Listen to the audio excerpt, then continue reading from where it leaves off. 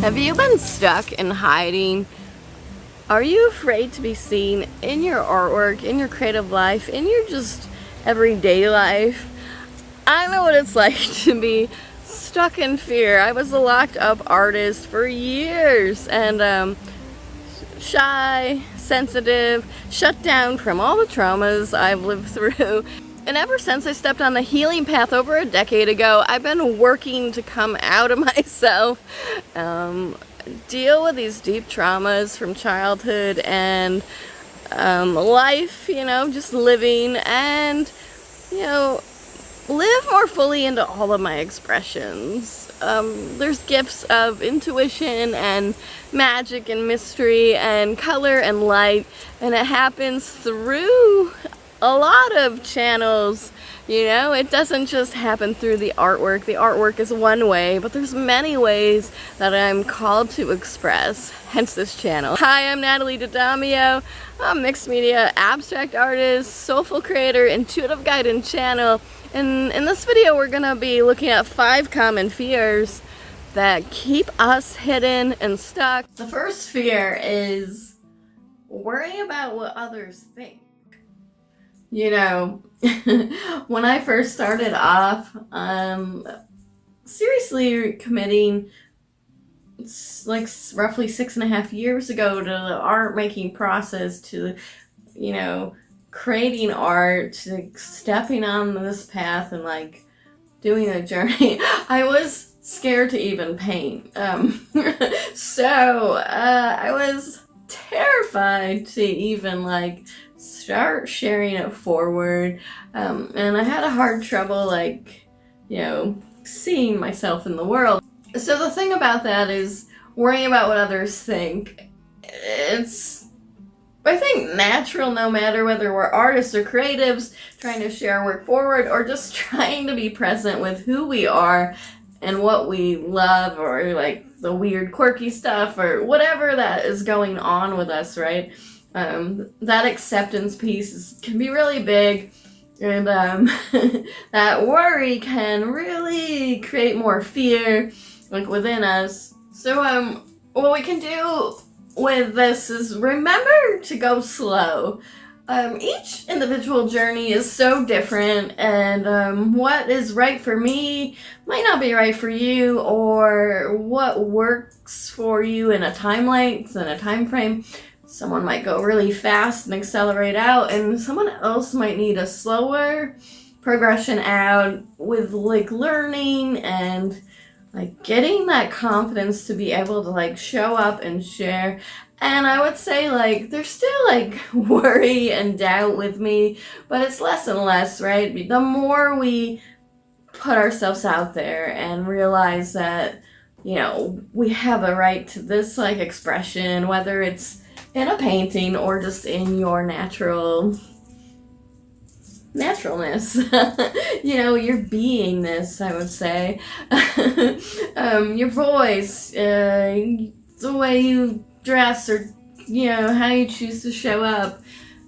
All of that can be hard to grasp at first, but we can find practices besides our art practice to help us anchor and aid us into bolstering ourselves and gaining more confidence. So mindfulness practice, a meditation practice, whatever works for you, right? Something that is supporting our growth. And in my case, I have a spiritual practice. It's a shamanic and altar practice that's very artful in its own right. And, it's a personal practice, so your practice might look different, but when we build these other practices into what we're doing, we can always kind of anchor more confidence in the process. So the next fear is fear of taking up space. I don't know if you've ever had that one, but I definitely haven't always felt confident in taking up space with what I have to say, or even my expressions. But and if you've like lived through a lot of traumas and grief, and there's a lot of stuff there that you have to contend with. Sometimes we don't feel safe to like claim what's ours and move into all of our expressions and just like take up the space. I can just relate it to my own experiences that I've struggled a lot with that. But what happens is you can find like supportive people, truly supportive people, which there's a difference. You'll find that out as you go along this path. One great place for me has been my local arts council in Broome County, the Broome County Council of Arts. I started working with them as soon as I was getting out the art, 6 years ago, around 2019. They were a good resource and support for me. They like foster the growth within me, and I keep showing up and doing events and different things there, and every few years it seems to like I have a progression out. So that's another thing, is like when we're talking about going slow, it's all of these things are relative from where we are in relation to like our experiences and what we need, right? So if we need a longer time, or we just need to find the right thing that's going to work for us. You never know what it's going to be until you try it and see, right? So in my arts council, it's like I keep participating and it keeps expanding, and then they allow me to sell work there, like small works on paper, which is great because it does generate an income on some level. Finding that right support locally and even online, depending on what it is, and just working towards coming out and owning that creation, right? And if you're not an artist, just think about how you can own more of yourself in the process, and you don't have to like hide. And it's scary when you first start, because especially when you do have artwork plus sensitivity here, and fear of like being seen, it's like a lot to contend with. Because it's like the person is maybe just afraid, me, and then, the daring, colorful, bold expressions, not everyone's gonna like that. So, you put that all together, and it can be a challenge. But you have to, like, stand behind your work and stand beside it and stand with it and find places that are willing to like support you in the process of your own growth. Well, fear number 3 is kind of going into what I was just talking about. Not everyone's gonna like it. Fear of rejection. Oh God. If you're super sensitive and introverted and shy like me, that acceptance piece, man, is really big, I'm gonna say. So fear of rejection in the work, right? Not just in the work, right? Because what I would say is all these things apply to people, because we want to be accepted for who we are, and we want to be who we are, because that like is the biggest star like within us, the light.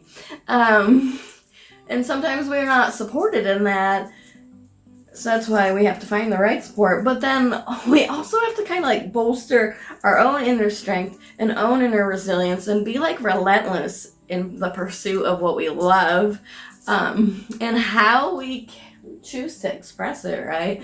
But that definitely means rejection is going to happen. It happens with people, and it happens in artworks.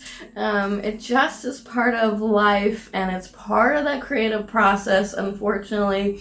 But it's like the more you can get stronger within yourself and keep getting that rejection, and try not to cry.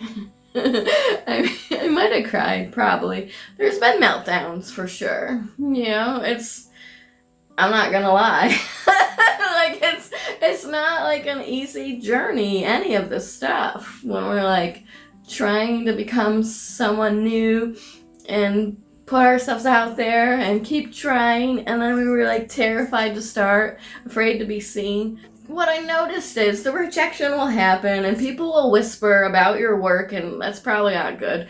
And you'll watch it happen. And but then people will come to you and talk to you about your work, and they'll tell you why they love it, and they'll talk to you about it, and they'll buy it, and then you'll know, oh, there's a segment of people that are really into what you do. So you're gonna have both, but it's just like par for the course. Like, you have to have the rejection in order to have the acceptance and the celebration, and it's just like when you commit to something, your own expression, well, it's a lot, and to own that fully, despite the rejection, is kind of a huge thing. So you just kind of have to keep risking, right? I think we like, my mentor likes to talk about risk a lot in art, and I even would apply that even further. Risk, it means really pitching up to what you want to do as an artist, as a creative, as a person, whatever you're trying to do, and go a little bit farther, push it a little bit more, push the work. This is how I see risk. Push yourself out there. But if it takes this time, and maybe whatever happens in the process, there will be rejection, because it's just what happens. So when we can get stronger and risk more, even when we got rejected, then go for the next thing, and go for the next thing, and go for the next thing. Eventually there's a clearing within all of that, and you'll see yourself emerge. So the fourth fear is fear of being too much. Too emotional, too sensitive, too bold, too whatever. I mean, I've been called it all. But gotta get over that fear of whatever the too much is. And I started to see that the too much is really a strength. And that's interesting, because it's what someone might criticize you for, but I really found that maybe that person is just insecure and jealous and projecting, and it's, because there's something there in the too muchness that I've noticed, at least for me. But if you're worried about what other people think, scared of rejection, afraid to take up space, then it's hard to enter into that self-expression and then, become too much. And for me, my journey was so sensitive and shy and kind of shut down, so it didn't feel like my voice really mattered, growing up all the way. And it was hard for me to anchor myself into being seen into the world and to see myself. Trauma will really create disassociations within the body, and when we disassociate, we kind of leave the body. So in order to get back in the body, we have to start to feel all that stuff. And in that feeling is the revealing that where the healing happens, and that could be a process. And I'm kind of going off tangent there, but we're just talking about being too much, because sometimes you're just called to do certain things and people don't understand it either, so then they just kind of put the stuff on you. And I don't know where that fear comes from. Maybe not being supported when you're really young, and so there was a lack of confidence and self-esteem. I'm speaking from my experience, and then more trauma, and then that's a lot to unravel and unpack. So slowly over the years, you can unpack that. And in regards to our creative work, too much in the expression, I love a maximalist, really bold, colorful work. You could say, some people would say the color is even garish, which isn't a great compliment. But, I just love the boldness of saturated, bright color. So you could say that's too much. But like in regards to an artwork. But the thing is, what are you gonna not? You gotta do what you love. You gotta, or you'll be like miserable. You'll just be hiding away, pretending that you're doing this thing, but you're not really doing it because you're like secretly miserable inside. It's true. I've heard people say it. We know it's true. When you're just pretending, there's a lot of things that don't work out. You can try to present yourself forward facing, but you're not really happy. So it's all about like finding this happiness, taking up space, becoming one with creation itself and the artworks and like your voice, right? All your expressions. So we should embrace our unique voice because the world needs differences, and yeah, it also needs like all kinds of expressions, and we all have a right to our creative voice. I'll always say this because people are trying to tell me otherwise, and no, like it's just like, hey, you could take that back. I'm gonna take up space now because it's my time, and I would like you to do that too in your own way. And you know, your way might look different, but you still might be struggling. So we can realize that we have the right to our creative voice, our creative expressions, and our desires that we choose for living. So the fifth fear is it's already been done before. It's not really gonna matter. I know this one has stopped me before, not just in like my artwork, but in my life and like what I want to like write. Actually, when I started writing years ago, I'd be like shaking at the keyboard, like, ugh. Now, like, I've done it so much that I'll just be like, doo-doo-doo-doo, and I don't even really think about it, which that's only bad because sometimes I have some typos in there. But what I mean is, the more you create, whether this is art or words or expression, and you show up daily for years, eventually it's just gonna be like second nature. You're gonna open yourself wider. You're gonna take up the space, and you're gonna come out of hiding and claim that, you know, woo, that expression. Claim it. So remember, nobody does it like you. So what we want to think about is, what's our secret sauce? What's our special flavor? Maybe we're a little bit, a lot sweet with a little spicy, or a lot spicy with a little sweet, or just all up spicy. You know, maybe we're bold, eccentric, weird, whatever it is. What is that unique thing that makes you, not just in the artwork, but in your life? And what do you want to claim more of for yourself to express? No one has lived the life quite like you, I'm sure, because no one has lived my life. And all those experiences add up to wisdom eventually. So nobody can really do it like you, baby. You know what I'm saying? At least, it might look similar, but nobody really can, you know, crawl inside of you and find out what it is that really makes you tick and what's interesting. And maybe you're like been worried about being too different or whatever that is, but I think we all feel that at certain times.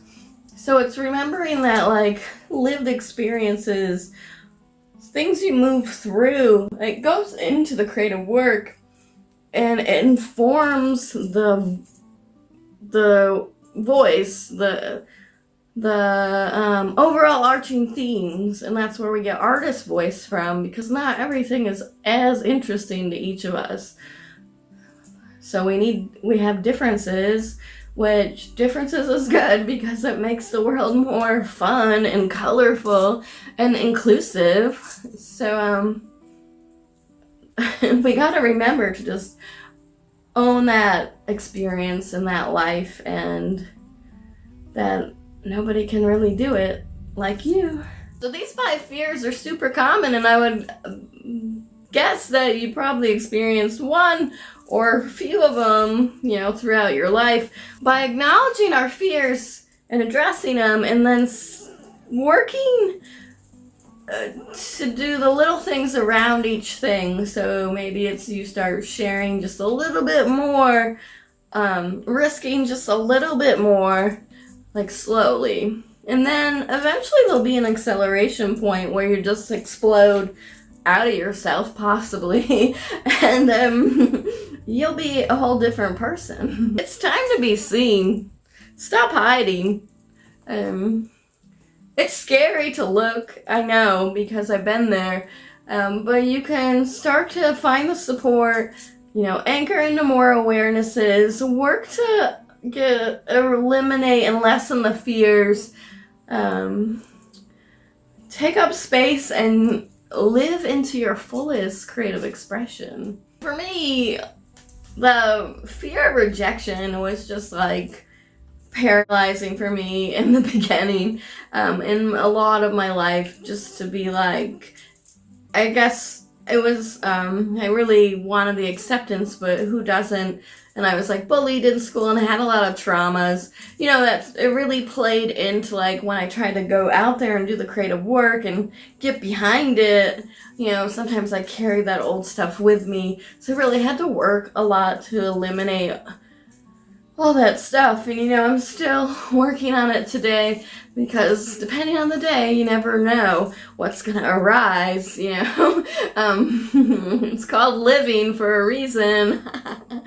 And but I have a longer video here about rejection happens, and maybe you want to check that out, because I kind of go into some personal stuff, on the surface, but it's a little more vulnerable and deep dive into just the rejection, and it's part of the process.